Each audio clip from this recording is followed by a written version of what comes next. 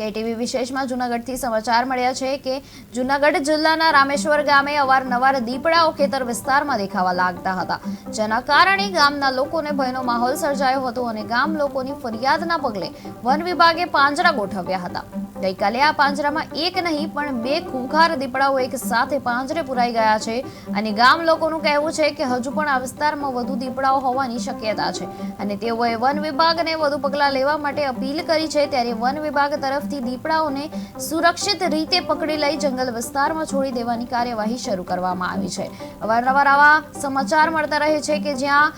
one વિભાગના જે બધા જ પ્રાણીઓ છે, ક્યારેક દીપડાઓ હોય છે તો ક્યારેક બીજા પ્રાણીઓ ગામમાં આવી જાય છે